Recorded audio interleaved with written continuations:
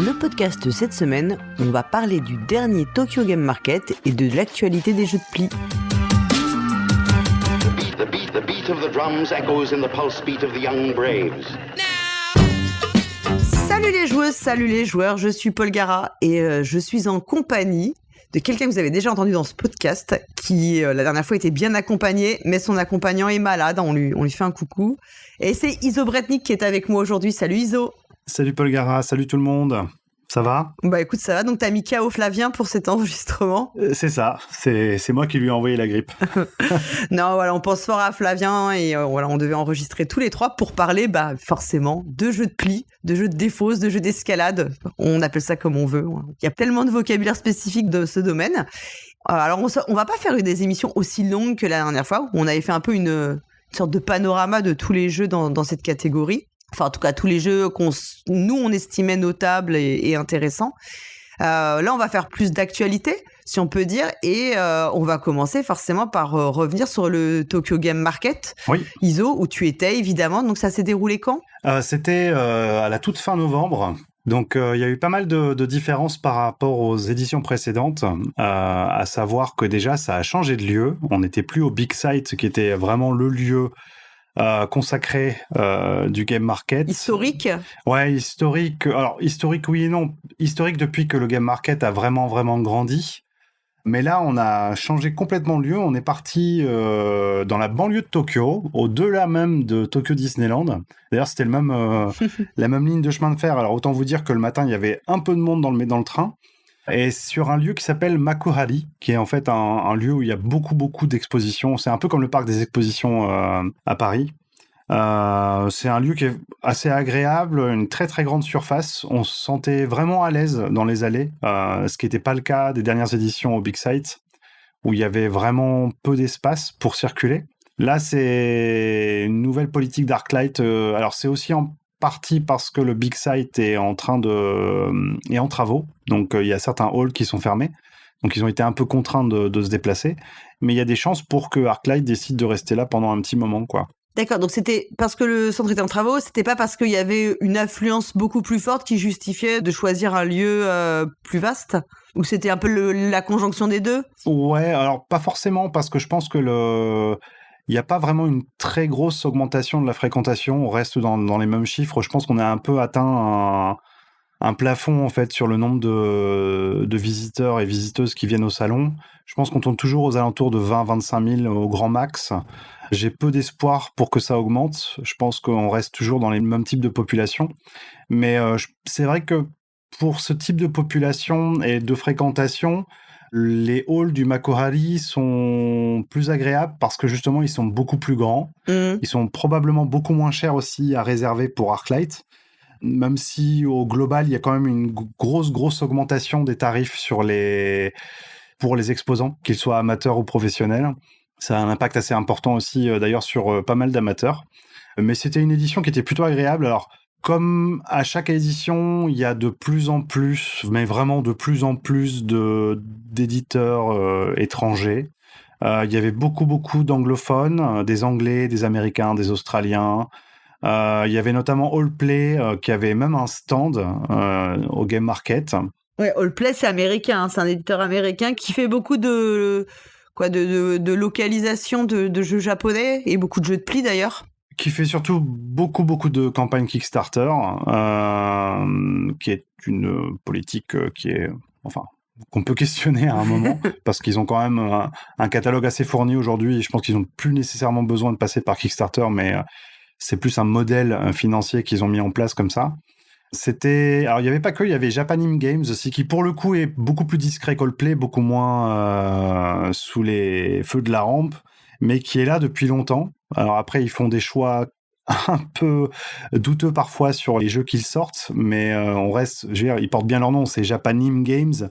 Donc on est dans cet entre-deux, entre le monde de l'animation, les illustrations typiquement japonaises et le jeu de société. Mais ça fait très longtemps qu'ils visitent les game markets. Ils viennent pas à chaque fois, mais ils sont là régulièrement.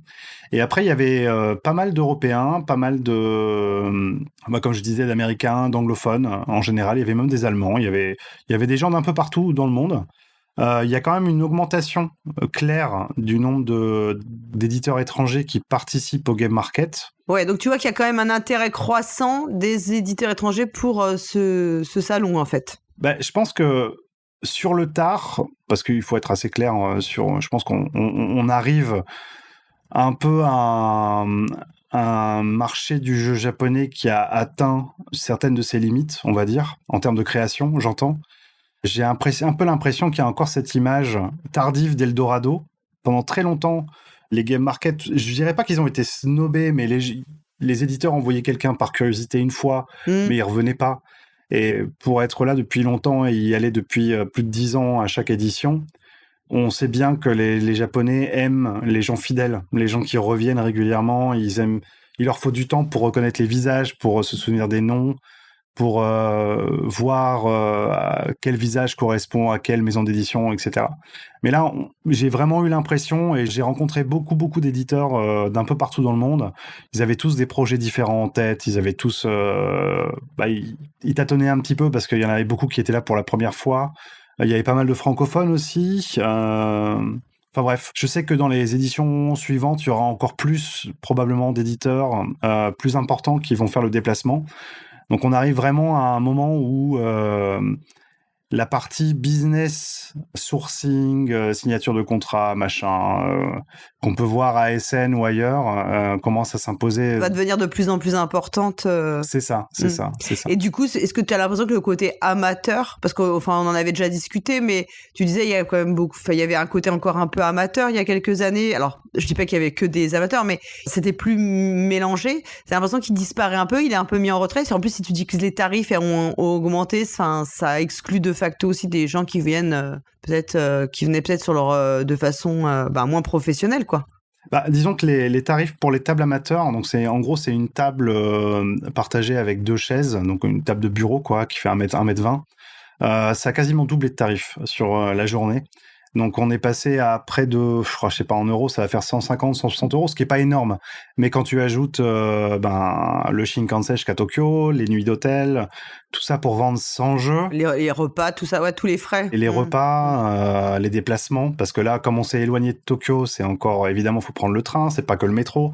Donc en fait, tout cumulé, ça représente un coût qui est de plus en plus important. Même s'il y a quand même un renouvellement chez les groupes d'auteurs-autrices qui viennent et qui participent au Game Market, on commence à retrouver beaucoup de visages connus, en fait. J'ai l'impression qu'il y a un renouvellement qui est moins fort, qui est moins créatif aussi. En tout cas, c'est mon impression. On pourra en parler après, parce que là, tu vois, on fait un épisode qui va parler des jeux de pli, des jeux d'escalade, ce genre de choses. Et c'est vrai qu'on en arrive... Moi, c'est une impression qui m'attriste un petit peu. C'est que je sens très franchement qu'il y a une baisse dans la qualité de création des amateurs. Et pas forcément, comment dirais-je, je veux pas dire que leur potentiel baisse. Ce que je veux dire, c'est qu'ils s'appliquent des schémas de jeux qui fonctionnent, qui se vendent, et que comme ils n'ont pas envie d'être trop dans le rouge, ils se forcent un petit peu à faire des jeux qui sont des jeux à succès aujourd'hui.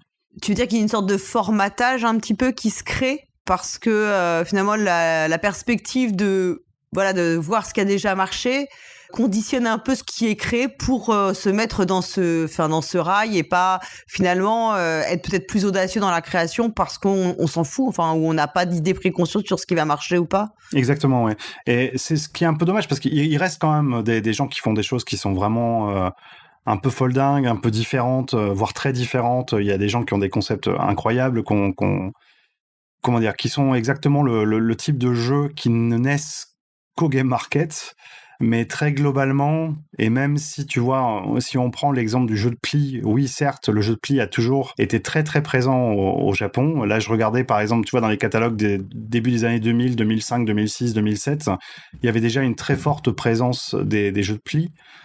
Mais pour certains, je les trouvais plus originaux que les jeux de pli qu'on découvre aujourd'hui. Ok, ouais. Je veux pas dire que je suis pas dans cette mouvance du c'était mieux avant. Ce que je veux dire, c'est que on en arrive à des groupes d'auteurs-autrices qui n'ont jamais fait de jeu de leur vie, qui ont découvert des jeux dans les cafés-jeux ces derniers mois, ces dernières années, et qui se rendent compte que faire un jeu de pli, c'est très simple.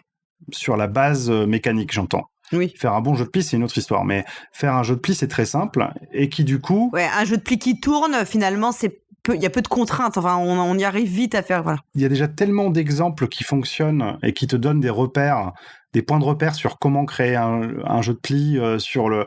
Est-ce qu'il faut suivre, est-ce qu'il faut pas suivre, est-ce qu'on a un atout, est-ce qu'on n'a pas d'atout, et après tu rajoutes éventuellement une couche ou un élément, et c'est souvent le cas, c'est-à-dire il y a souvent, dans la plupart des jeux auxquels j'ai joué cette fois-ci, il y en a certains qui sont très très bons, attention, hein, mais dans la plupart des jeux, des jeunes auteurs-autrices que j'ai joué cette fois-ci, c'était vraiment un tout petit élément mécanique en plus. Tu vois, par exemple, il y a, on pourra en reparler, mais je pensais pas le chroniquer celui-là, mais il y avait un jeu sur les gyoza.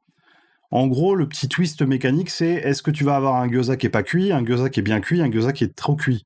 Et c'est tout ce que ça ajoute, en fait, à une base mécanique qui est déjà connue, qui est déjà partagée par tout un tas de références, en fait. Ouais. Et c'est ce que je trouve un peu dommage. Et même si, comme d'habitude, on retrouve quand même des créations qu'on ne retrouverait pas ailleurs parce que il y a une liberté totale, il n'y a pas d'enjeux économiques ou financiers tels que les éditeurs professionnels les ont en Occident. Il y a quand même une baisse, je trouve, de la création et du niveau de création au Japon. Mais ça, c'est une impression personnelle. Peut-être que je me trompe. Peut-être que j'ai pas vu ce que je devais voir, même si j'ai trouvé qu'il y avait pas mal de bons jeux, encore une fois, mais j'ai quand même cette impression générale. T'as l'impression quand même que pour les éditeurs étrangers, il y a cette idée que ça va être une sorte d'Eldorado. Enfin, moi, j'ai toujours un peu cette impression que tout le monde se dit waouh, enfin, genre, on va trouver des super jeux, on va trouver des pépites. Et toi, tu nous dis, bah, peut-être au contraire, c'est peut-être moins créatif qu'à une époque parce que, avec toutes les raisons que tu as expliquées, tu as le sentiment des éditeurs étrangers qui sont quand même un peu dans cette idée de trouver la pépite inespérée. Alors, j'ai l'impression qu'il y a plusieurs visions. Il y a d'un côté ceux qui sont très enthousiastes avec des expériences qui sont pas forcément incroyables et qui, bah tu vois, par exemple, si tu prends Allplay par exemple, Allplay s'engage sur des jeux qui leur plaisent et qui n'ont pas forcément, alors c'est toujours compliqué de connaître le potentiel commercial d'un jeu, mais qui sont pas forcément des tueries mécaniques, tu vois, ou des choses qui viennent révolutionner le monde du jeu. Et ça, c'est un côté cette vision-là. C'est-à-dire sortir un certain nombre de références. Dans le tas, il y en aura quelques-unes qui vont bien marcher. Et en même temps, l'éditeur se fait plaisir, le sourceur se fait plaisir. Et de l'autre côté, t'as, j'imagine, ceux qui vont vraiment essayer de trouver la pépite. Mais trouver une pépite, il n'y a pas de recette, quoi. Je veux dire, c'est un coup de bol aussi. La pépite, elle devient une pépite quand le public a décidé que c'était une pépite, quoi. Tu vois, tu peux être tombé follement amoureux d'un jeu comme je le fais 50 fois à chaque Game Market. Et au final, dans le tas, il y en a peut-être qu'un qui sera convaincant et qui convaincra le public, quoi. Il y a toute la démarche de l'éditeur, la façon dont l'éditeur communique. Il y a tellement de choses qui rentrent en ligne de compte sur la réussite d'un jeu qu'il suffit pas de trouver un bon jeu, en fait. Ça va au-delà de ça. Et en plus, je pense que chacun a une vision un peu différente de ce qu'est un bon jeu, ce qui est aussi compliqué, quoi. Donc, il y a tous ces éléments qui font que... Puis tu peux avoir un jeu qui est excellent, et qui est excellent intrinsèquement et qui ne fonctionnera jamais pour des raisons tu vois, qui sont presque de l'irrationnel en fait. Oui, parce que tu vois, le nombre de gens qui te disent on aimerait avoir des créations originales ultra différentes, machin, dès qu'un jeu très différent, très original sort sur le marché, ça fait un four royal, quoi. Donc, en tout cas, c'est de mon expérience, mais citez-moi un jeu qui a été vraiment un truc un peu what the fuck, un peu une expérience complètement folle sur le marché qui a été un gros succès. Moi, j'en connais pas beaucoup. Hein. Non, c'est sûr que en réalité, en vrai, oui, c'est ce que tu dis. Il y a la posture on voudrait avoir un jeu hyper audacieux et tout, et la réalité économique qui est parfois beaucoup plus mesurée, quoi. Ouais, bah, et puis en plus, je pense qu'il faut vraiment une figure de proue qui est capable de porter ce type de concept.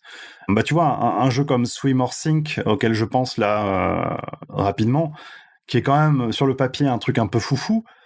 Si le jeu est pas porté par des figures, comment dirais-je, qui ont un écho en fait auprès du public, auprès de l'édition, etc., c'est compliqué qu'un jeu comme ça ne passe pas inaperçu en fait. Enfin, c'est une grande discussion. Je pense qu'on pourrait faire plus une discussion d'1 heure sur ce sujet et je pense qu'on n'aurait pas forcément de meilleur... on aurait ce que nous, on a notre perception, mais pas forcément de réponse à de solutions. Et puis dans tous les cas, pour revenir un petit peu sur cette édition du Game Market, on sent quand même que les habitués à Home Games, qui a toujours une place de plus en plus importante sur les Game Market, qui cartonne auprès des casuals, auprès d'un public beaucoup plus large que la plupart des autres éditeurs. Il y a Jelly Café qui se diversifie, qui fait plein de choses. Il y avait toute la série des jeux autour de l'alcool et des bars. Très compliqué parce que c'est un partenariat avec Suntory, Suntory qui est un très grand fabricant de boissons alcoolisées. Je suis pas sûr que ce soit possible de ramener ça en Europe, tu vois. Faudrait évidemment qu'il n'y ait pas ce partenariat avec l'alcool, quoi, on va dire, avec une marque d'alcool. Il y avait Seiji Kanai qui faisait son grand retour avec un jeu qu'on pouvait obtenir que si on remplissait une enquête, qu'on avait toutes les bonnes réponses et ensuite qu'on était tiré au hasard ou qu'on était un des premiers à le faire. Enfin, il y avait tout un tas de projets un peu foufou tels qu'on les retrouve depuis très longtemps dans les Game Market et qui fait aussi une partie du gros plaisir qu'on peut avoir à visiter le Game Market, quoi. Mais c'était une bonne édition, je pense. Ouais. Je pense que ce sera de plus en plus dur pour les amateurs, mais c'est déjà le cas depuis quelques années. Il y a une présence aussi de plus en plus forte des autres acteurs de l'Asie élargie, les Thaïlandais, les Coréens qui sont là généralement à chaque édition. Il y a beaucoup d'éditeurs coréens, les Taïwanais qui sont là aussi régulièrement. Il y a beaucoup d'éditeurs chinois qui commencent à venir aussi, éditeurs, fabricants, machin. Donc on retrouve certaines... une sorte de visage un peu pan-asiatique d'un Essen qui aurait été déplacé. Et c'est un peu, je pense, un des projets aussi de Darklight à terme, c'est d'arriver à recréer une sorte d'Essen, mais en plein cœur de l'Asie, quoi. On va parler maintenant un peu plus des jeux. Est-ce que tu arrives à beaucoup jouer ou pas? Parce que je crois que tu m'avais dit une fois que c'était pas si évident de jouer sur place. Ah, sur le salon, tu peux pas jouer quasiment. Hein. Voilà, c'est ça. Hein. Alors, une chose qui était plutôt positive, c'est que cette fois-ci, comme le lieu était très très grand, Arclight a eu la bonne idée d'installer des tables pour que les gens puissent jouer. Et donc, les tables ont été très très très vite prises, évidemment, mais c'était possible, si tu étais un peu patient et courageux, de trouver une table pour jouer à certains jeux.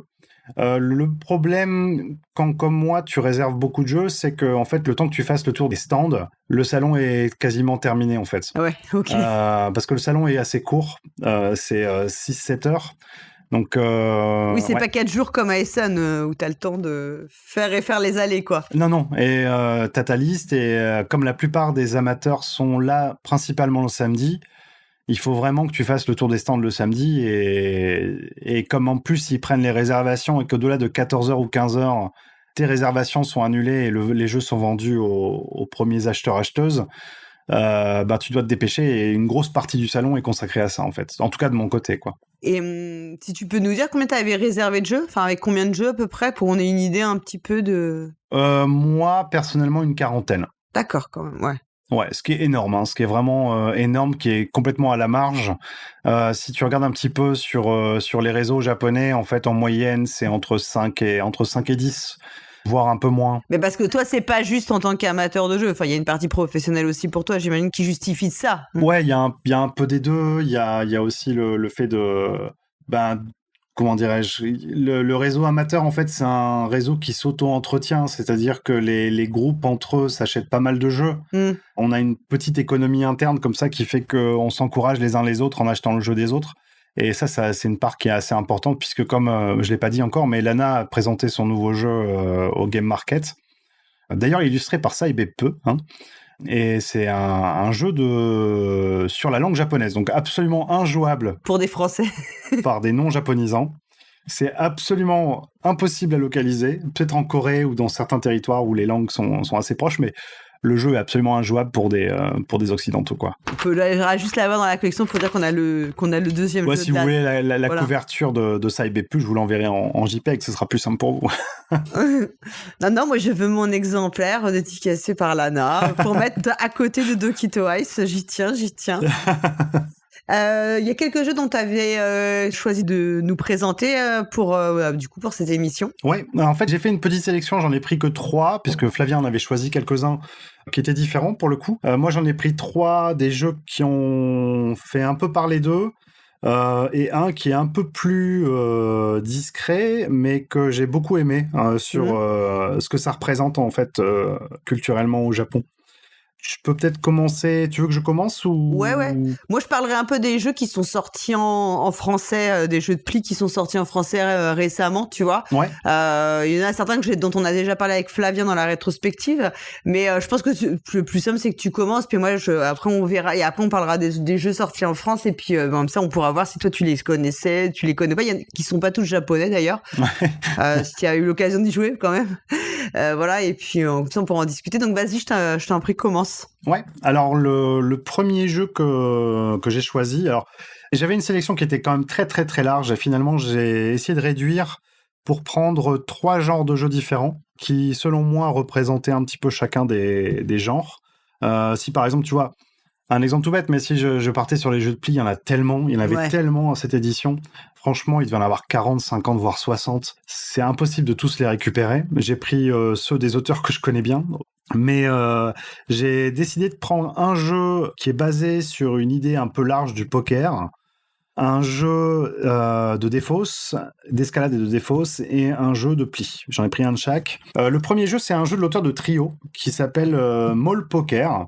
Donc en japonais, c'est Mogura Poker, qui est illustré par Sai Beppu, puisque tous les jeux de cette collection sont illustrés par Sai. Le premier, c'était Inu Poker, je pense. Ensuite, il y a eu Cat Poker. Ouais. Qui est sorti notamment, c'est Inu Poker qui est sorti chez Allplay sous le nom de Panda Panda, de mémoire. Oui. Et là, c'était le 3e de la série. Alors, j'avoue que j'ai jamais été très fan des 2 premiers, que je trouvais ultra hasardeux. Parce que moi, j'avais Dog Poker que tu m'avais rapporté cet été. Ouais. Et oui. Mais Panda Panda, il n'y a pas une autre version du tout. C'est ça qu'en fait, j'arrive plus à me souvenir. Alors, il y a eu la version chien, la version chat, et là, c'est la version top. Sachant que les 3 étaient un tout petit peu différents. Le 3e est vraiment très différent des 2 premiers, même s'il garde la même mécanique de victoire basée sur les mains de poker. Sur les combinaisons, en fait, ouais. C'est ça, c'est ça. Par exemple, celui dont je me souviens le plus, c'était... tu vois, je confonds les titres en plus. Ça devait être Inu Poker, donc la version chien, où en fait c'était du draft, t'essayais d'avoir une combinaison qui était la plus forte parmi les joueurs. Ouais, bah on y a joué ensemble, ouais, c'est celui-là, ouais, c'est du draft, ouais. C'est ça. Ouais. Et là, dans Mogura Poker, donc Mall Poker en anglais, c'est un peu différent. Bon, tu vas toujours essayer d'avoir une combinaison qui est plus forte que les autres joueurs-joueuses autour de la table, sauf que tu as différentes piles A, B, C, D, E, A, B, C, D, E, F peut-être même, qui sont posées au centre de la table, et chaque pile a une représentation des valeurs qui est différente. Donc par exemple, alors je donne les chiffres sans vérifier la règle, hein, mais dans la pile A, tu vas avoir 3-1, 1-2, 2-3, 1-4 et pas de 5. Et évidemment, la combinaison la plus forte, c'est d'avoir 5 fois la même valeur, donc 5-5, qui est une combinaison qui n'existe pas au poker d'ailleurs. Mais tu peux aussi avoir 1, 2, 3, 4, 5, une suite. Et donc, tu vas essayer, au fur et à mesure des cartes que tu vas récupérer, d'avoir la combinaison la plus forte possible. Donc, tu vas aller piocher là où les autres ont déjà été piochés ou là où les autres n'ont pas été piochés, selon les cartes qui sont présentes face visible dans leurs lignes respectives. Puisque chaque joueur aura 5 cartes devant soi, et parmi les 5 cartes, 2 cartes seront face cachée et 3 cartes seront face visible. Donc tu vois, si par exemple les joueuses vont chercher dans la pile 2, enfin la pile B, et que tu vois qu'il y a déjà 3 2 qui sont sortis de la pile B, tu sais qu'il n'y a plus de 2 là-bas. Donc tu vas la chercher ailleurs, ta carte. Donc il y a toute cette petite mécanique. Alors le jeu, comme toujours avec les jeux de Kaya, et notamment avec cette série-là, je pense que c'est un jeu qui mériterait beaucoup de développement pour que le scoring soit un peu plus intéressant, que la façon de gagner soit plus intéressante. Et notamment, un des points faibles du jeu, c'est que très vite, tu peux te rendre compte si tu as une chance de gagner ou pas. Ah oui, d'accord. Ce qui est quand même une très grosse faiblesse mécanique. Ça reste sur le concept, comme c'est thématiquement, ce sont des tops, donc tu vas aller creuser un petit peu pour essayer de récupérer les choses qui t'intéressent. Je trouvais ça assez malin.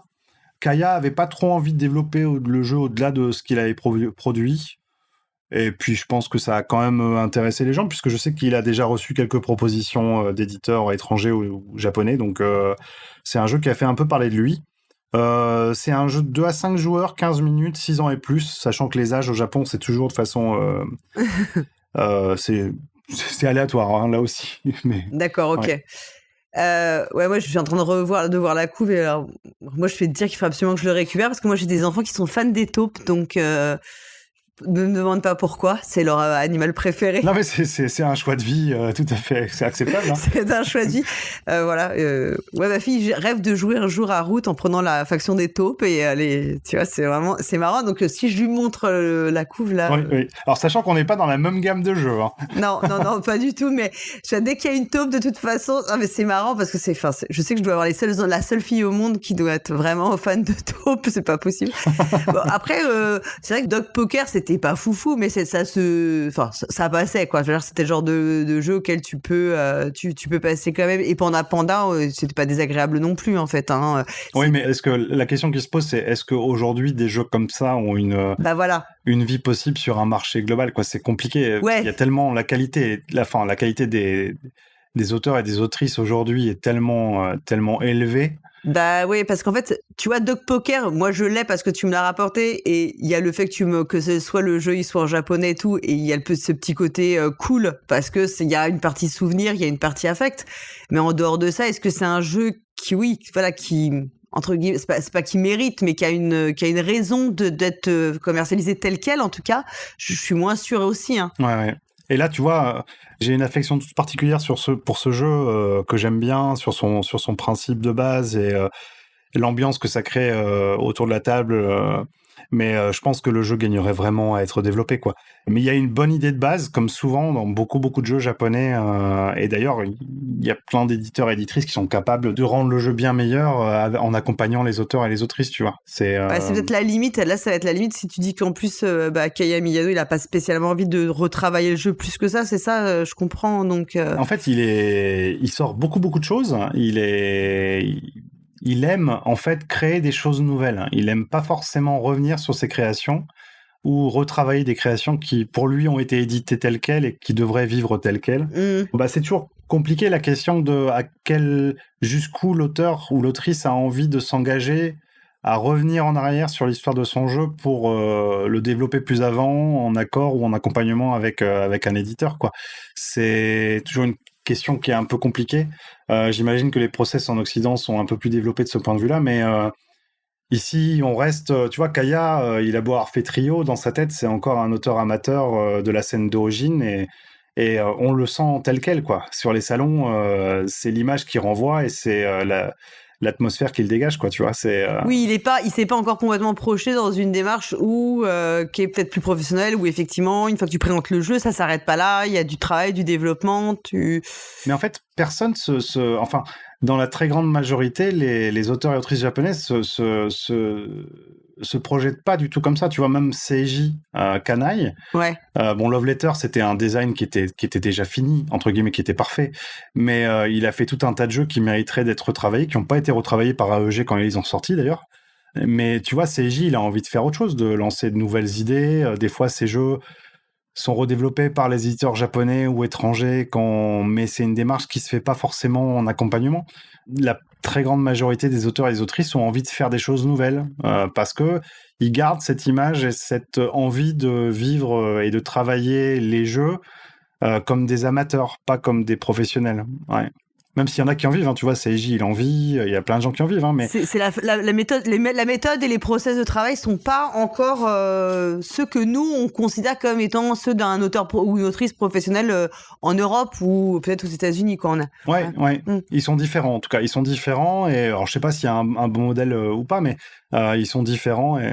En fait, ça veut dire aussi que les attentes sont pas les mêmes en fait dans la création. Je pense que c'est peut-être aussi une question d'attente. C'est-à-dire que eux, ce qui peut-être les motive peut-être plus, c'est trouver l'idée, et c'est pas forcément d'avoir le produit fini le plus parfait. Enfin, je sais pas, tu vois ce que je veux dire. Oui, exactement. Ouais. Et tu vois, typiquement un jeu comme Mogura Poker, le nouveau jeu de Kaya, c'est un jeu qui s'est très bien vendu, qui aura du succès et qui va faire l'unanimité auprès des joueurs et des joueuses. Et les gens vont pas se poser la question du ce jeu il aurait mérité d'être un peu plus développé, tu vois. Et il y a plein d'expériences aussi. Tu vois, je prends un exemple tout bête, mais un jeu comme ça commence à remonter un petit peu, mais un jeu comme Candy Chaser ou même un jeu comme Yabu no Naka qui était sorti qui s'appelait Hattari en France, Hattari. C'est des jeux qui proposent, alors déjà qui ont du mal à être exportés, parce qu'au final, ils proposent une expérience qui est typiquement japonaise dans les sensations de jeu et qui ont du mal à s'exporter en termes de sensations. C'est un peu compliqué à expliquer, mais disons qu'il y a des jeux qui sont tellement ancrés dans leur culture et dans la culture du jeu du pays que quand bien même certains ou certaines verraient le potentiel du jeu, ça parle pas aux gens. Ça parle pas au grand public occidental, quoi. Ouais. Et on ressent ça assez souvent sur pas mal de jeux. Tu vois, là, je vais pas en parler aujourd'hui, mais un des jeux qui m'a le plus plu au Game Market à cette édition, quand j'en ai parlé aux gens autour de moi, tout le monde m'a dit mais ça a l'air horrible. Et pour moi, j'ai adoré mon expérience de jeu, tu vois. Mais je me rends compte que c'est un de ces jeux qui me parle et qui nous parle en famille ou avec nos amis japonaises, mais qui parle pas aux autres. Enfin, quand je dis aux autres, c'est horrible ce que je dis, mais au-delà des frontières du pays, entre guillemets. Ouais, bah, c'est parce que les joueurs et joueuses aussi n'ont pas les mêmes attentes, et nos attentes, elles sont aussi façonnées par notre parcours personnel, mais aussi notre parcours culturel, en fait. Enfin, j'imagine. Hein. Évidemment, oui. Ouais, c'est ça. Et que c'est peut-être quelque chose auquel on n'a pas la sensibilité pour. Et voilà, une fois, si t'es pas familier de ça, tu vas pas forcément voir effectivement le potentiel, et c'est dur. Autant je pense qu'on peut... tu vois, on peut aller un peu à l'encontre de ses goûts, mais c'est très difficile de se débarrasser de ces biais culturels, en fait. Enfin, toi, on en parlait en off juste avant. C'est vraiment le cas aussi. C'est difficile parce que on parlait des congés, en fait, de la vision des congés. Oui. Et c'est difficile parce que c'est quelque chose qui est tellement ancré en nous, qui façonne notre identité, en fait, sans même qu'on s'en rende compte. Et on aurait tendance à dire, mais non, pas du tout. Mais en fait, si. Donc, je pense que c'est aussi, les attentes des joueurs et joueuses. Et je comprends ce que tu veux dire, qu'effectivement, un jeu qui, toi, va t'enthousiasmer, parce que t'as tout ce parcours, et tout. Peut-être que des joueurs qui viennent d'autres horizons ne le verront pas. En tout cas, il leur faudra un effort supplémentaire pour pouvoir se projeter dans le jeu, quoi. C'est ça, exactement. Ouais. Bon, moi, il me faut absolument une boîte de Mole Poker pour ma fille. Voilà, ça. Je note. À envoyer, je te l'enverrai avec la boîte du jeu de Lana, tiens. Ah bah oui, avec plaisir, vraiment, parce que là, je vais montrer la couve à ma fille. Hein. En plus, ça, il a fait une top qui est sacrément jolie. Oui, elle est trop mignonne. Avec le casque typique des gens qui travaillent sur les chantiers au Japon, avec la croix. Ouais, j'ai vu ça. C'est Anzen Daichi, la sécurité avant tout, qui est le motto de toutes les entreprises de travaux publics ici, et c'est indiqué sur leur casque avec une croix jaune en général. Le jeu suivant, du coup ?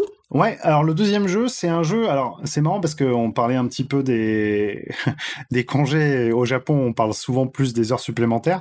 C'est un jeu qui s'appelle Go Auto. Alors, non, c'est un kanji qui évoque le travail, et out, c'est sortir. Et le Go Out, en fait, c'est une mécanique de jeu aussi qui est une mécanique de défausse. Ça veut dire c'est un jeu de défausse, en gros.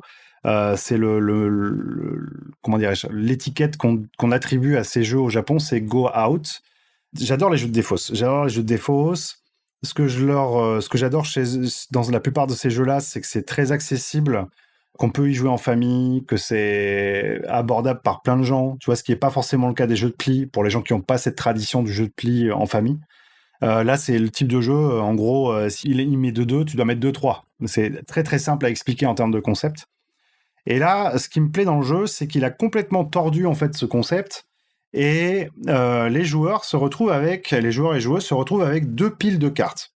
Une pile de cartes qui est leur main de base avec des cartes de valeur positive, d'accord ? Okay. Et à côté, les joueuses ont une pioche avec des cartes négatives, des valeurs négatives. Et le but du jeu, ça va être d'être la première à se débarrasser intégralement de ces cartes négatives. Donc il peut te rester des cartes positives en fin de manche.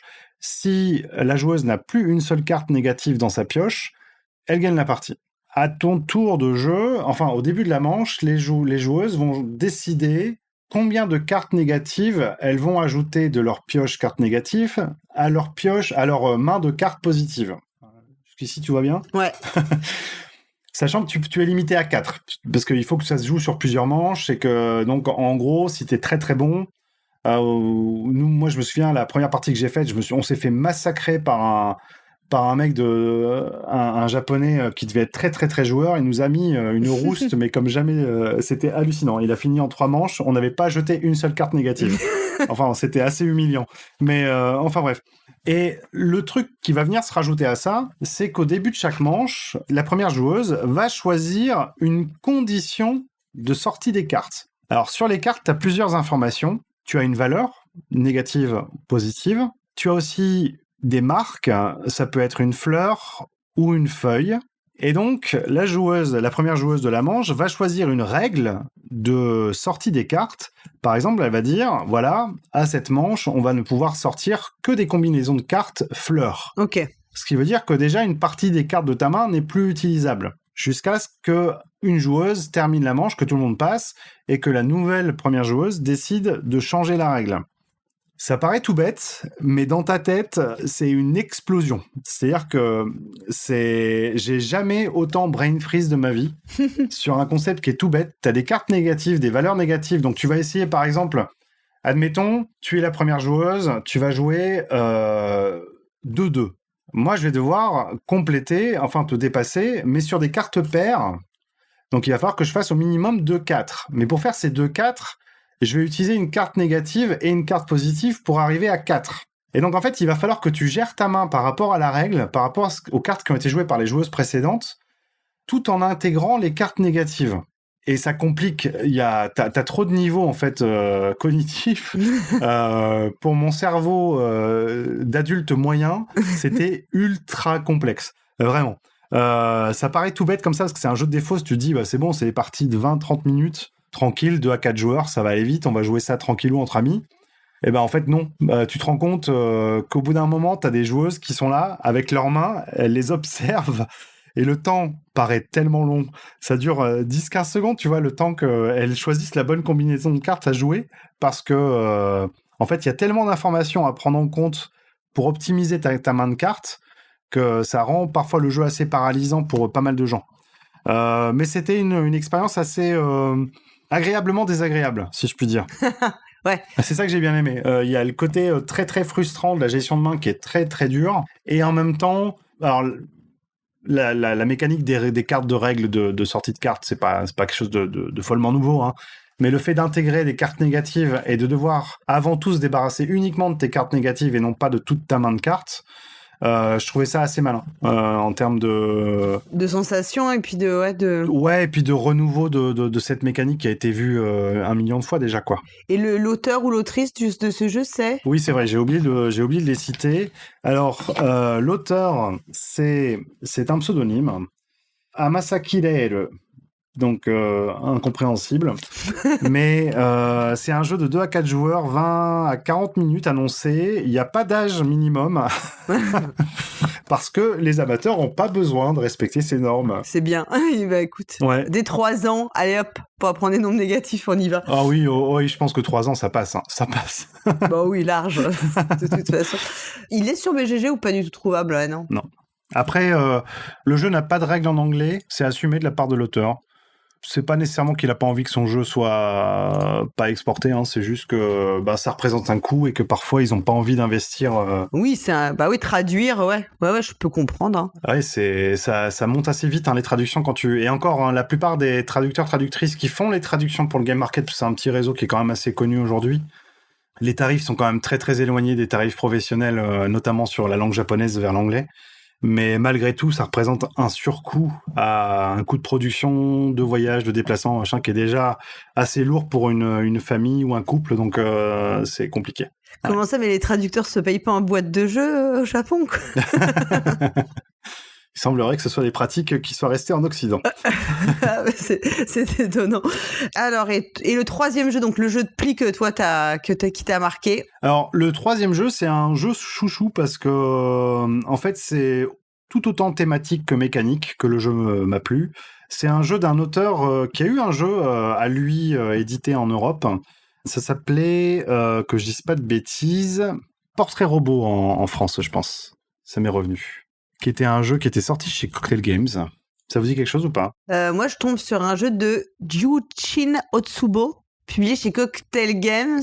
Ouais, c'est ça. Et Join Game Factory. Ouais, exactement. Et l'auteur s'appelle Alors, on va l'appeler Otsubo-san. C'est un auteur qui est assez prolifique, qui fait pas mal de jeux, notamment son Painter Detective, qui avait été un gros succès au Japon, que j'aime toujours autant. Mais c'était un jeu qui avait beaucoup plu, et c'est un auteur que je suis depuis longtemps. Je suis toutes ses créations. Alors, tous ces jeux ne sortent pas, malheureusement. Il y a une grosse partie de ces jeux qui restent à l'état de prototype. J'ai une relation avec lui qui est suffisamment... Ça fait longtemps qu'on se connaît, donc ça lui arrive très souvent de me passer des jeux sous forme prototype pour que je puisse y jouer et lui faire des retours. Et cette fois-ci, en fait, il était sur une partie du salon qui est une partie nouvelle, qui existe depuis 2-3 éditions, qui en fait évoque un petit peu ce qu'on appelle les matsuri, donc les festivals typiquement japonais, où les auteurs et autrices, plutôt que d'avoir une table entière, ont seulement une toute petite table, une demi-table avec une chaise. Et t'as vraiment, tu sais, tous les petits drapeaux, etc., qui évoquent les matsuri japonais. Ils vendent très peu de jeux. Souvent, c'est dans des enveloppes plastiques. Il n'y a pas de boîte. Il n'y a pas de... Les cartes, c'est pas vraiment des cartes. C'est du papier à carte de visite, qui est la façon la plus économique de faire des jeux au Japon. Produits au Japon, j'entends. Et là, c'était donc un petit jeu de pli qu'il a sorti comme ça à 1000 yens. Donc, ça fait 6 €, tu vois. Ouais. Et le jeu a une thématique qui est les Sentai. Est-ce que ça dit quelque chose, les Sentai? Est-ce que ça t'évoque quelque chose? Est-ce que tu as déjà entendu cette expression Sentai? Là, comme ça, non, je suis... Alors, les Sentai, C'est pas des séries... Oui, vas-y, je t'écoute. C'est pas les séries comme Power Rangers et tout ça? Exactement, bravo. Et puis... Parce que j'ai acheté un jeu de rôle qui s'appelle Sentai and Sensibility, donc c'est un jeu de mots Ouais. et c'est genre des Sentai mais dans l'univers de Jane Austen. Voilà. D'accord. Ah oui, d'accord. Pourquoi pas, hein, franchement. Oui, là, quand on parle d'originalité, on est en plein dedans, quoi. Ouais. Mais c'est ça, exactement. Alors, toi, tu parles de Power Rangers, qui est la référence américaine. Oui, alors moi, j'ai eu... mon frère était fan de Bioman. Je sais pas si c'était japonais ou pas. Évidemment, Bioman. Oui, Bioman. Et moi, j'étais fan de Xer. Je ne sais pas si c'est pareil. Oui, bah, je pense qu'on n'est pas très loin du Sentai. Le Sentai, c'est vraiment... Il y a quand même cette notion qui a été bien retranscrite par les Power Rangers notamment, mais où l'union fait la force. Tu sais, s'il y en a un ou une de l'équipe qui n'est pas présent, d'un seul coup, ils sont beaucoup moins puissants que s'ils sont tous ensemble. Ok. Et ça fait partie aussi du cœur du jeu. Et c'est pour ça que le jeu m'a plu. C'est-à-dire que Otsubo-san, il a vraiment réussi à respecter cette notion. Et en gros, on est sur un jeu de pli assez traditionnel, où tu dois suivre la couleur qui a été jouée par les joueuses précédentes. Et il y a deux petites choses qui viennent changer un petit peu ces règles auxquelles on est habitué. C'est la première, une fois que par exemple tu as joué une carte de couleur verte avec une valeur, on va dire le 6, toutes les joueuses qui te suivent vont jouer une carte de couleur verte si elles le peuvent. Et une fois que tout le monde a joué une carte, on va pouvoir ajouter des outils, des objets qui vont permettre d'améliorer la puissance de la carte que tu as jouée. Donc par exemple, tu joues un 6 bleu et tu vas rajouter un +3, sauf que les cartes objets sont rajoutées par la joueuse qui a été la dernière dans le pli. Donc on part de la première joueuse vers la dernière et on revient de la dernière vers la première, à condition qu'évidemment les joueuses jouent des cartes objets, elles ne sont pas obligées, hein. Donc ça, c'est une des premières choses qui va permettre de changer un petit peu la valeur qui a été jouée par les autres joueurs et joueuses, parce que tu sais pas exactement quel est le nombre d'objets que chaque joueuse a dans sa main, tu vois. Ouais. Et la deuxième chose, c'est que évidemment, Sentai oblige, il y a un monstre à battre au bout de l'épisode. Ah. Et donc, excellent. il y a différents monstres. Il y en a 5 dans la boîte qui sont toutes d'une couleur différente, avec un pouvoir différent et une valeur différente.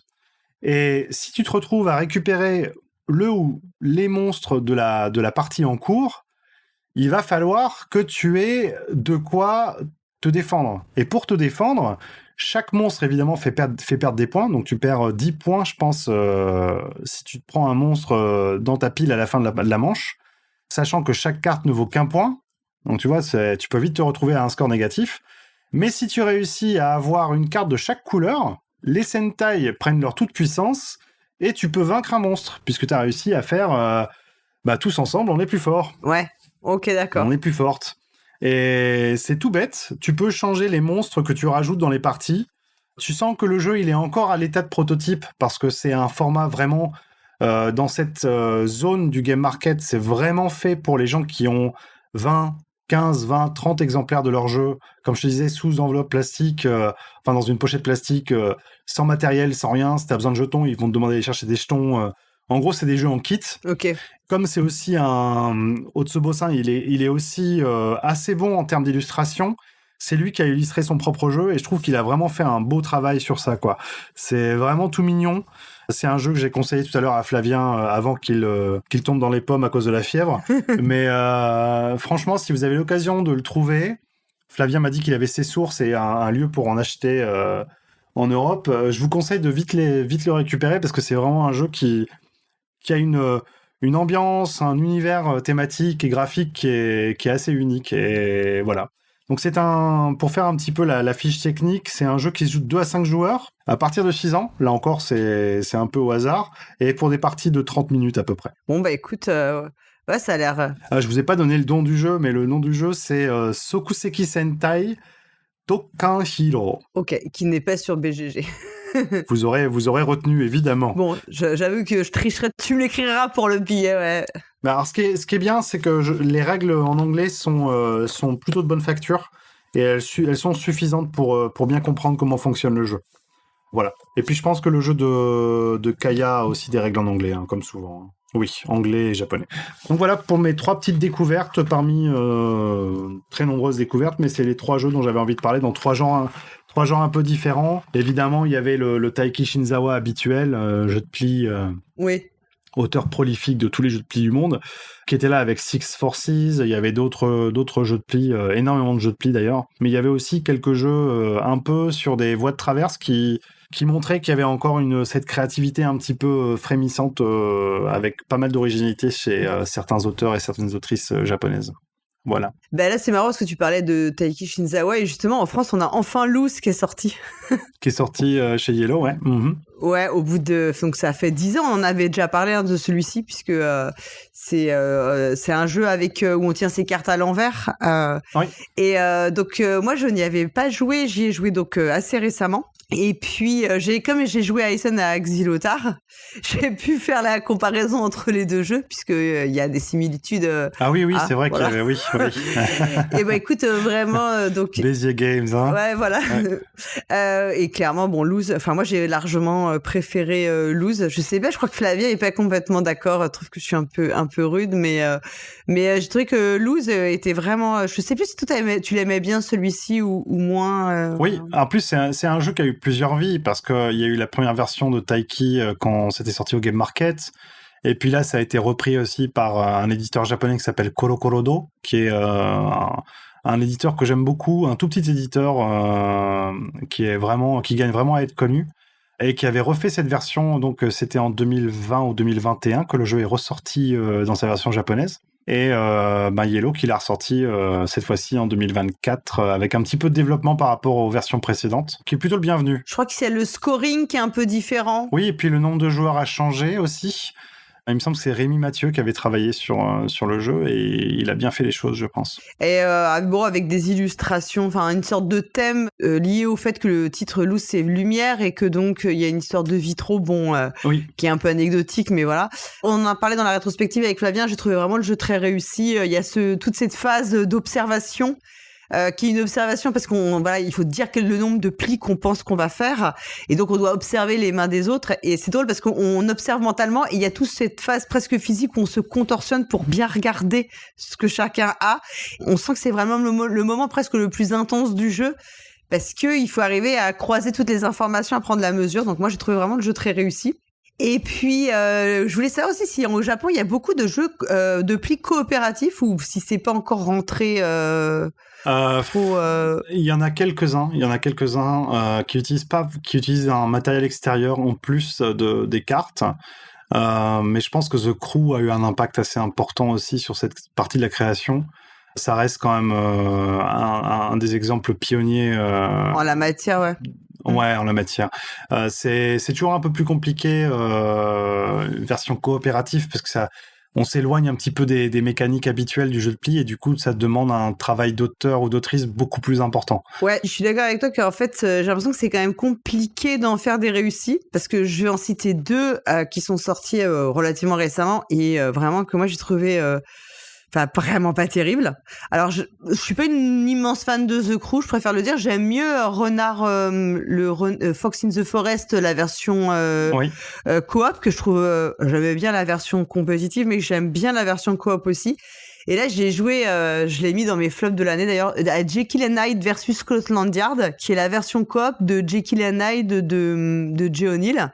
Et moi j'ai trouvé ça vraiment, je sais pas comment dire. T'as une sorte d'automa qui est l'adversaire à battre. Et le problème c'est que je trouve que ça rend le jeu, t'as aucun contrôle sur rien dans ce jeu. Et je trouve que déjà dans la version de base compète, t'avais un peu une perte de contrôle avec l'histoire des potions et tout, le fait que tu puisses resetter les valeurs des jetons. Là, moi, j'ai l'impression que quand on y a joué, et j'ai joué avec 3 personnes différentes qui ont refusé de continuer à jouer quand même. Je pense que c'est un signe, voilà. T'as l'impression d'avoir aucun contrôle sur ce que tu fais et que donc de toute façon tu ne fais que subir. Et j'ai joué à Sail, qui lui est sorti chez Allplay. Et je l'ai acheté à Essen justement. Et je pense qu'il doit sortir en français prochainement. Je sais pas si tu y avais joué toi. C'est le jeu à 2. Oui, c'était Hamlin. J'ai oublié le nom original du jeu. C'est un jeu à 2 coopératif de pli. Hein, c'est bien ça. Hein. Ouais, voilà, c'est ça. Alors la couverture est magnifique. Qui est, je pense, la meilleure réussite en termes de jeu chez Allplay jusqu'à aujourd'hui. Enfin, c'est mon opinion, mais. Toi, t'avais bien aimé parce que alors, écoute, moi j'y ai joué et déjà j'ai eu un énorme problème. La règle est totalement incompréhensible.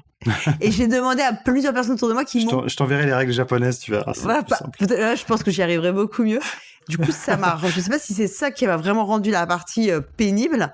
De fait, j'avais entendu quelques bons retours sur le jeu, des mauvais retours sur les règles, et j'ai toujours pas compris si le jeu était bien ou si c'était vraiment un problème, tu vois, de compréhension en fait. Et du coup, tu as joué avec les règles en anglais ou les règles françaises ? Les règles en anglais parce que je l'ai acheté sur le stand d'Allplay à Essen. D'accord. Et il n'y a pas de correctif sur Board Game Geek ou des questions de règles posées par les gens qui ont acheté le jeu ? Et puis moi, j'avoue, c'est peut-être pas bien, mais j'ai horreur d'aller regarder les correctifs, les FAQ pour comprendre les règles d'un jeu que j'ai acheté. En fait, ça me... Tu sais, je me dis... Oui, je peux comprendre, ouais. En fait, j'ai envie de te dire, si tu sais pas qu'il y a eu des correctifs, comment tu peux le savoir tu vois je sais pas si tu vois ce que je veux dire. Oui, bien sûr. Tu devrais pouvoir faire abstraction de ça et... Ouais, il manque des pages comme dans... Ouais, ça me rappelle un film, ça, Elf, pour ceux et celles qui l'ont vu. Où tes pages, elles sont pas imprimées dans le bon ordre, t'as envie de dire, en fait, là, je veux juste un autre livre, je veux pas m'amuser à les regarder. Ouais, mais on appelle ça un livre dont vous êtes l'héroïne. Je sais pas si t'es au courant. Ouais, c'est ça, voilà. Ouais, c'est ça, exactement. En fait, non, je ne veux pas lire Madame Bovary, les pages dans le désordre. Ça va me rendre l'expérience compliquée. Donc, je suis pas une très bonne élève là-dessus, mais, et en fait, je me suis dit que c'était pas si facile parce que tu vois, dans The Crew, il y a quand même l'histoire des objectifs à faire. Enfin, il y a une surcouche qui, je trouve, rend la partie pli peut-être moins crucial que dans j'ai l'impression que c'est plus un jeu où il faut vachement s'organiser dans The Crew. Et là, c'est plus des jeux de pli purs, en fait. Oui. J'ai pas eu une super expérience de jeu, donc je ne sais pas si ça venait de moi ou pas. Après, c'est vrai que cette expérience de jeu de pli pur, c'est aussi un petit peu ce que je cherche à transmettre Allplay. Hein. C'est un peu leur cœur surtout via James qui trouve les jeux au Japon ou ailleurs, mais il y a vraiment cet amour pour le jeu de pli qu'on retrouve d'ailleurs chez certains autres éditeurs dont Flavien parlerait bien mieux que moi. Je pense que, tu vois, autant The Crew, je le verrais moins bien chez Allplay qu'un vrai jeu de pli, je sais pas quel qualificatif utiliser, mais vraiment pas expert, mais pour des gens qui ont l'habitude de jouer à des jeux de pli et qui aiment bien ce type d'expérience un peu dur, quoi. Ouais, je suis tout à fait d'accord avec toi que c'est pas le même sentiment dans The Crew. Finalement, c'est plus l'organisation du groupe, plus que le pli en lui-même qui l'emporte comme sensation, en fait, quand tu joues. Voilà. Donc, les jeux de pli coopératifs, je trouve que c'est pas si évident de trouver un bon système. Ce que je trouve bien réussi dans Fox in the Forest, c'est justement ça. C'est que ça reste un jeu de pli pur. La question, c'est juste de comment le nombre de plis pour avancer ou tu vois ton petit marqueur et qui est très simple et ça te pollue pas. Que dans les deux autres expériences, j'ai l'impression que c'est un peu la question de l'automa qui est compliquée à gérer en fait. D'accord, bon, j'y ai pas joué, donc c'est difficile d'avoir un avis sur le jeu, mais... Ouais. Voilà, mais c'est peut-être que je trouve que ça fonctionne moins bien finalement. Et puis dans les autres jeux, on avait parlé avec Flavien aussi de Filet-O-Fish, le jeu de Friedman Freeze. Je sais pas si tu as eu l'occasion d'y jouer toi. Oui. C'est pas Filet-O-Fish le titre original, c'est pas ça? C'est quoi? C'est pas un titre allemand? Oui, c'est ça. Hein. Ouais, Filet-O-Fish c'est le titre français. Du coup, ça me perturbe. C'est Fission quelque chose. Hein. C'est pas Fission, tout simplement, Fission? Il y a Fission, tout simplement, je pense que c'est le nom allemand. Fishing en anglais et Pesca Cartas, je pense que c'est en espagnol, et Filet-O-Fish en français. On a fait toutes les langues, là, c'est bon. D'accord. Filet-O-Fish. Ouais. Et vous avez un petit logo McDo dessus? À chaque fois, j'avoue que ça m'a vraiment fait penser à ça aussi, ouais. Non, mais c'est évident. Mais c'est vrai que moi, c'est le jeu où tu as des valeurs qui changent dans ta main quand tu perds. Tu récupères les cartes des autres joueurs que tu rajoutes à ta main et qui deviennent du coup plus faibles. Et donc, il y a cette sorte de rééquilibre en flux tendu de la main des joueurs et des joueuses. C'est-à-dire que si tu fais aucun pli, tu vas pouvoir, pour remettre ta main de départ, tu vas les piocher dans la pioche. Et comme dans la pioche, les cartes sont de plus en plus forte, en fait, t'as intérêt à aller, quand régulièrement tu vas piocher, tu mets dans ta main des meilleures cartes. Et puis, en fait, il y a tout un savant équilibre à trouver entre quand faire les plis, quand ne pas les faire. Exactement, oui. Oui. Les plis sont quand même des points, donc il faut aller les marquer. Et puis, tu as des cartes spéciales qui vont te permettre, si tu joues un 0, tu peux aller prendre une carte du pli. Ah oui, c'est ça, oui. Moi, je trouvais le jeu très réussi, hein, vraiment. Non, mais c'est vrai que Friedman Freeze, il est quand même, avec ses idées farfelues et complètement dingo, en fait, il sort toujours des trucs incroyables. Parce que là, c'est vrai que je me souviens, la première partie qu'on a faite à mon retour des scènes, on y a joué à 3 avec Lana et Takako, et c'est vrai que trouver le bon équilibre entre combien de points tu vas gagner à chaque manche pour pas ensuite avoir trop d'avance ni de handicap par rapport aux autres joueurs, aux joueuses, c'était hyper dur de gérer ça sur une première partie. Je pense que c'est vraiment un jeu qui gagne à être joué régulièrement. Ah oui. Oui. Et surtout, le fait que il y a des nouveaux paramètres qui interviennent dans la partie en cours en permanence, c'est assez incroyable comme expérience. Et puis, si on est plusieurs à piocher, même si toi t'as pioché une bonne carte, tu sais pas, les autres ils ont pu en piocher une meilleure et tu sais pas forcément jusqu'où ça a pu aller, donc t'as... Exactement, ouais. Oui, le moment où tu sors ton 14, t'es très content d'avoir un 14 et puis t'as une joueuse qui te sort un 17. Voilà, t'es un peu dégoûté, quoi. Donc, moi, j'ai trouvé que c'était vraiment une super réussite, quoi, comme jeu. Mais comme tu dis, bon, après, Friedman Freeze, on sait que c'est toujours quand même intéressant d'aller jouer à ces jeux. Il y a pas tout, il peut y avoir tout n'est peut-être pas aussi réussi tout le temps, mais... Il y a pas beaucoup de déchets quand même, hein, l'air de rien. En tout cas, pour les joueuses qui veulent une expérience un peu différente et des choses toujours un petit peu très très vertes, il faut aimer le vert. Je veux dire, il reprend n'importe quel genre et il passe ça à la moulinette et il en fait un truc complètement différent. Je trouve ça assez remarquable en fait, cette capacité et cette stabilité à créer des choses nouvelles, relativement innovantes. Et surtout, dans cet univers qui est quand même très, très tranché en termes de goût, on va dire, en couleur, en matériel, en édition. Mais moi, je trouve ça remarquable. Et c'est vrai que c'est vraiment un auteur que je suis depuis très longtemps et je continuerai à le suivre très longtemps, quoi, tant qu'il sera actif en tout cas. Il y a un autre jeu auquel on avait joué aussi à Essen, qui est présenté comme un jeu de pli, mais je me demande si on devrait pas... il y a du pli, hein, mais ça se discute.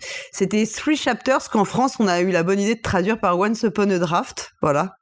J'y ai pas joué à ce jeu. C'est vrai que j'en ai entendu parler pas mal, hein, oui. Ouais, qui est sorti chez Amigo et je pense que c'est chez Gigamic en français. Et là, tu sais, en fait, c'est un jeu où tu vas avoir du draft. Bon, là, pour le coup, on t'a pas menti dans le titre français.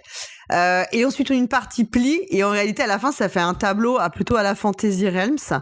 Moi, quand on m'avait expliqué le jeu, c'est ce que on disait dans le retour des scènes, je me suis dit, oh là là, ça fait un peu des couches et des couches et des couches pour de mécanique, tu sais, qui s'empilent, ça risque de pas être terrible. Au final, le jeu était plutôt plaisant, mais clairement, je pense pas que ce soit le feeling pli qui l'emporte dans... D'accord. Tu me dis, ouais, quand je serais curieuse, tu vois, que tu y joues et quand il jouera et... Je trouve que c'est le feeling Fantasy Realms qui l'emporte à la fin. C'est le côté construction, tu sais, de tableau. Attention, parce que là, c'est une référence quand même Je veux dire, Fantasy Realms, pour moi, c'est un des 5 meilleurs jeux que j'ai dans ma ludothèque, je pense, encore aujourd'hui. Alors après, j'ai pas dit que c'était aussi réussi. Hein. Attention, là, tu lui mets une pression à Once Upon a Drive, là. Non, c'est clairement pas aussi réussi que Fantasy Realms. D'abord parce que les illustrations sont trop jolies. Pardon, non, ça c'était très gratos, mais...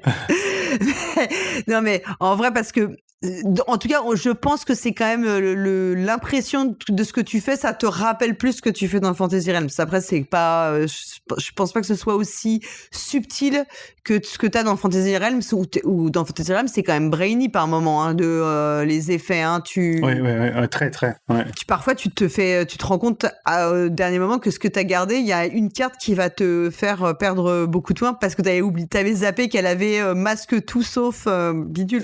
C'est ça. Là, c'est beaucoup plus léger. Mais en fait, c'est du léger draft, du léger pli, du léger Fantasy Realms, tu vois. Du coup, ça fonctionne. D'accord. Après, moi, il y a un truc, c'est... ça me fait toujours rire, parce que c'est quand même très, très typique de la culture française, mais cette capacité qu'on a, et ça vient principalement du cinéma, mais à retranscrire un titre en anglais par un autre titre en anglais encore moins compréhensible, c'est quand même... c'est d'un niveau interstellaire, hein, pour moi. Hein. Bah ouais. Moi, ça me rend dingo aussi. Remplacer Free Chapters en se disant c'est beaucoup trop compliqué pour les familles françaises et puis dire Once Upon a Draft. Alors évidemment, il y a la dimension mécanique qui vient peut-être éclaircir. Peut-être que c'est important de comprendre ça. Comme j'ai pas joué au jeu, c'est difficile d'avoir une vision, mais ouais, avec une espèce de jeu de mots en plus dedans, parce que. Mais pourquoi pas il était une fois un draft ou ne serait-ce, je sais pas. Et pourquoi pas 3 chapitres tout simplement en fait. Tu vois, c'est l'exemple de Very Bad Trip hein, qui s'appelle pas du tout comme ça. Oui, mais exactement. Ouais. Et en plus, ça fait un titre beaucoup plus long. Parfois, je serais curieuse qu'on m'explique à quel moment on a pensé que c'était une bonne idée. Quoi. J'imagine qu'il y a le fait de mettre en avant en fait la mécanique, parce que j'imagine qu'il y a du draft dans le jeu, on est d'accord ? Oui, c'est ça, il y a du draft, mais c'est infime dans le jeu, tu vois. Parce que c'est vrai que tu appelles un jeu 3 chapitres, les gens... Enfin, en tant qu'éditeur, tu pourrais te dire, les gens vont penser que c'est un jeu narratif, purement narratif. Ouais, c'est peut-être ça, ouais. Et du coup, on a l'impression de mentir sur la marchandise, sur ce qu'on leur vend. Voilà. Le titre 3 chapitres dit bien parce que chapitre 1, on draft, chapitre 2, on fait du pli, chapitre 3, on regarde notre tableau. En fait, c'est là, tu vois. Ah oui, non, mais ça, c'est la narration vue par les éditeurs allemands, quoi. Voilà, ça doit être ça. Et je me demandais après s'il y avait des enfin tu vois, s'ils localisaient beaucoup de jeux de pli étrangers au Japon ou pas, ou ça va être que pour des gros succès comme The Crew dont on parlait tout à l'heure ou. Exactement. Et puis c'est vrai que on reste quand même dans un marché de niche au Japon sur le jeu de société, donc les jeux qui sont localisés sont plutôt des jeux joueurs, voire très joueurs. Mais je serais curieux de savoir si ce genre de jeu... Quel est le jeu de pli non japonais qui serait sorti récemment ? Il doit y en avoir, mais... Ah oui, il y a si je dis pas de bêtises, il y a la réédition de Tatse par Matago qui est ressortie chez Hobby Japan. D'accord. Si je dis pas de bêtises, hein, il me semble que... Mais on reparle de ressorties de classiques, tels qu'on a pu en voir pas mal chez Matago récemment. Et c'est vrai que les Japonais sont assez friands de ces classiques, les jeux de Knizia, de Rudiger Dorn, etc. Donc ça m'étonne pas que les jeux trouvent une localisation ici. Tu nous avais dit qu'il y avait quand même cette culture du jeu à l'allemande, en fait. Ah oui, très, très, très. C'est très important, enfin, que c'est ce qui est le plus gros marqueur au Japon. Enfin, c'est quand même... Il y a une admiration pour le jeu allemand à la base et les auteurs allemands, du coup. Exactement. Et le jeu de société, pour les Japonais, ça reste du jeu à l'allemande. C'est-à-dire que c'est pas quelque chose ça va pas changer. Le marché français a beau être très, très, très impactant au niveau mondial par rapport à d'autres marchés, et notamment les Allemands qui sont un peu en perte de vitesse. Malgré tout, pour les Japonais, dans la culture, le jeu de société, c'est le jeu à l'allemande. C'est du jeu allemand, quoi. C'est des références allemandes. Ouais. Et puis le dernier jeu dont je voulais parler, enfin on y a joué avec ma fille, qui elle n'a pas du tout, ne joue pas du tout au jeu de pli naturellement. Enfin tu vois, on l'a pas mise à la belote à 6 ans comme on pouvait faire à l'époque. Ah bon, c'est une tradition française ancestrale. Ouais, tu sais, c'est ça. Mais on a joué à Gumetric de Hisashi Hayashi. J'espère que j'ai pas trop mal prononcé. Oui, c'est ça, Gumetric, ouais. Et Gummitrick et j'ai trouvé, alors c'est un jeu dans lequel on va reporter les plis, mais pas que, hein, quand on joue, on gagne pas forcément que le pli global. Si on joue des couleurs différentes, et ben chacun va gagner son pli de la couleur qu'il a joué avec la plus forte valeur. Et puis il y a un système où on va poser des cartes devant nous face cachée qui vont nous rapporter les valeurs, je crois, qui sont sur les cartes. Et j'ai trouvé que c'est assez simple et j'ai trouvé que c'était un super bon jeu d'introduction, notamment pour jouer avec des enfants qui ont pas du tout l'habitude du jeu de pli. En plus, comme tu vas gagner parfois, tu peux gagner sur un même tour. Si on a joué 2 ou 3 couleurs, tout le monde gagne une carte. Il y a cette petite satisfaction, tu vois, de pas se retrouver avec t'as fait 0 pli à la fin de la manche et t'as ton enfant qui pleure parce qu'il est très très mal vécu. Ah, t'as la mécanique de la misère, j'imagine. Ouais. Voilà. Et en fait, là, t'as ce petit côté satisfaisant que tu peux quand même récupérer des cartes, même si t'as une mauvaise main. Et alors, en plus, comme c'est le titre, c'est Gummitrick, forcément, t'as ce petit côté bonbon et tout.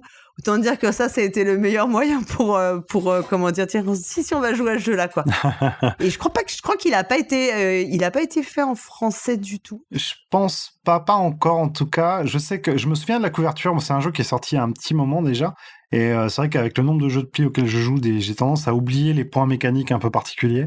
Et j'avoue que j'en ai pas beaucoup de souvenirs. Je me souviens principalement de la couverture. Ouais. Mais après, c'est vrai que Hisashi, il est toujours intéressant parce que lui aussi, il a cette habitude un peu à la Friedman Freeze.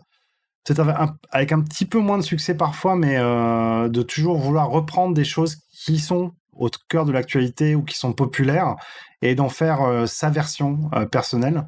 Et c'est toujours assez fascinant en fait de voir comment il reprend des choses et il se réapproprie ses mécaniques pour en faire quelque chose d'assez nouveau. Faudrait que j'y rejoue, tiens, à l'occasion, parce qu'il y a un petit moment que j'y ai pas joué, mais... Bah écoute, moi j'ai trouvé que ça reste léger. Enfin, surtout au début, tu te dis ça va être tout simple. Et après, bon, tu vois bien qu'il y a un peu plus de profondeur que ça dans ce qu'on va faire. Mhm. Mais vraiment comme jeu de pli d'initiation, j'ai trouvé que c'était pas mal du tout. Donc tu vois, pour des jeunes et joueurs et joueuses de jeux de pli qui n'ont pas forcément les habitudes, parce que tu peux pas commencer à faire jouer des personnes qui n'ont jamais joué au jeu de pli à des jeux où il faut par exemple prédire ses contrats. Ça c'est pour quelqu'un qui a jamais joué à des jeux de pli, c'est rédhibitoire. Enfin pour moi même pour des gens qui jouent à des jeux de pli, c'est parfois un peu rédhibitoire. Je sais que toi t'es pas fan de ça en plus. Oui, je suis moins fan des paris sur les jeux de pli, mais c'est sûr que voilà, on sait bien que quand on fait ça, il y a un level supplémentaire. Faut déjà avoir faut être capable d'analyser sa main, ce qui est pas si quand t'as jamais joué. Enfin, tu connais pas du tout, t'as pas les codes, c'est pas si évident que ça, quoi. Mais après, c'est vrai que là, tu vois, par exemple, pour Gummitrick, c'est vrai que c'est un jeu d'initiation au jeu de pli, ça pourrait être intéressant, mais j'ai l'impression qu'il y a quand même une vision du jeu de pli qui est assez gameuse en France, ce qui est le cas aussi au Japon, hein, où c'est plutôt un type de jeu qui est réservé à des gens qui ont l'habitude de jouer à ce genre de jeu, où il y a très peu de place pour l'initiation. Peut-être que je me trompe sur cette impression, mais... Ouais, je suis assez d'accord avec toi. Actuellement, j'ai l'impression qu'il y a un peu cette tendance à en faire des jeux plus initiés. Alors quoi, originellement, t'as des jeux de pli qui sont des jeux traditionnels qui étaient joués très classiquement. Oui, et puis par tout le monde. Ouais. Si tu tombais dans la famille, parce que après c'était plus une histoire familiale du coup.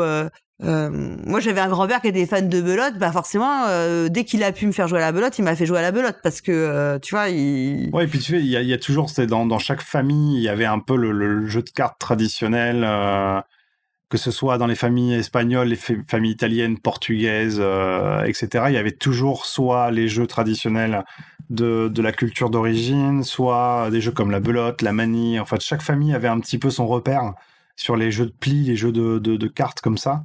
Mais c'est vrai que déjà, il y a beaucoup de problèmes aujourd'hui avec les jeux de pli. C'est que malgré, il y a une offre qui devient incroyable en termes de jeux de pli, en termes de création de jeux de pli au niveau japonais, mais aussi partout dans le monde, en fait. C'est-à-dire qu'il y a un nombre de références qui sortent qui sont incroyables, enfin, qui sont créées, qui sont pas forcément éditées, mais qui sont créées, en tout cas. Mm-hmm. Et en plus, on reste quand même sur un marché qui est très orienté vers les gamers, les gameuses. En tout cas, c'est l'impression que j'ai aujourd'hui.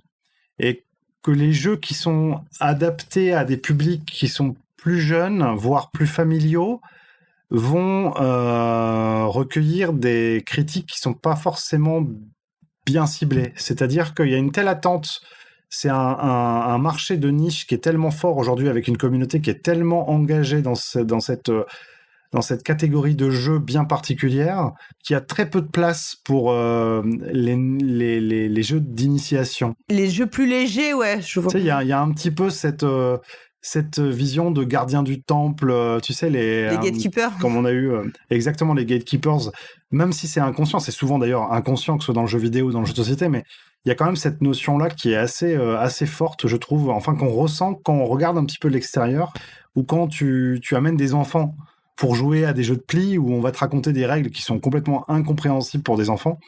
Et c'est un peu dommage qu'on laisse pas un peu de place à ces jeux d'initiation et qu'on réouvre pas un petit peu cette catégorie à un tout public. Mais j'ai l'impression que les éditeurs sont pas prêts à faire cette démarche parce que c'est casse-gueule financièrement. Je veux dire, est-ce qu'il y a un marché pour ça? Déjà que le jeu de niche très gameuse est quand même très limité en termes, j'imagine, de public. Donc aller en plus s'enfermer dans un public très familial, voire pour les enfants, ça me semble vraiment très risqué, quoi. Ouais, non, je suis d'accord avec toi. Je pense que c'est pas du tout le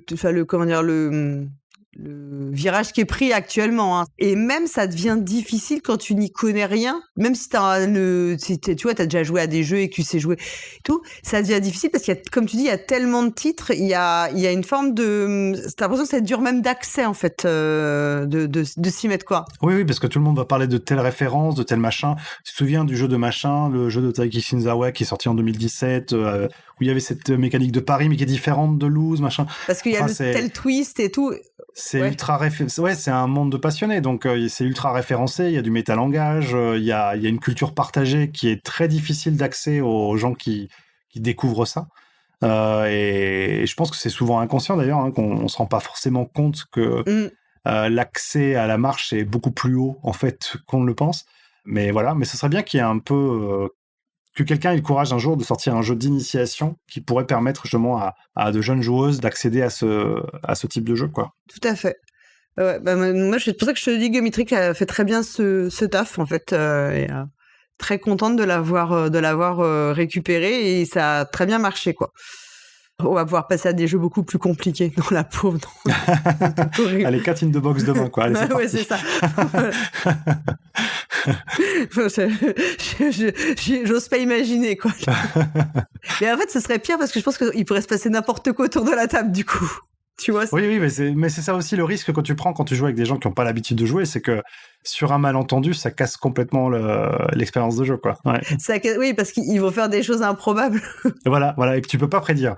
Ça, c'est un petit peu de chaos dans cette organisation bien trop CR. Oui, ça fait du bien. Le chaos fait du bien. On va rester sur cette formule de fin. Et ben écoute, Iso, merci beaucoup. Merci à toi. Et puis, prochain Tokyo Game Market, c'est au mois de mai? Ce sera au mois d'avril ou au mois de mai. Il faudrait que je vérifie, j'ai oublié, je t'avoue. C'est dans pas longtemps. On se reparlera après, une fois que, pareil, t'auras pu digérer les 40 ou 50 jeux que t'auras achetés là-bas. Oui.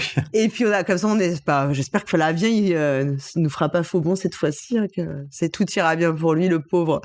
Il y aurait un message, sinon on le prendrait mal. Ouais, exactement. Merci encore, et puis on remercie les auditeurs et auditrices qui écoutent le podcast, et puis à bientôt. Salut! À très bientôt, au revoir.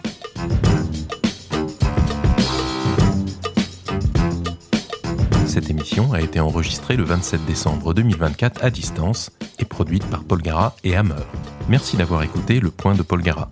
Toutes les informations utiles et les titres des jeux abordés dans cette émission figurent dans le billet de cet épisode sur notre site lepointdepolgara.fr en un seul mot. Ce podcast est totalement indépendant. Son contenu est libre et non sponsorisé. Retrouvez-nous sur les réseaux sociaux, Facebook, X, Blue Sky ou Instagram sur le compte de Polgara. Et surtout, venez discuter de cette émission et de tout autre sujet sur le serveur Discord du podcast. Merci de compter parmi nos auditrices et auditeurs et à très bientôt pour une prochaine émission.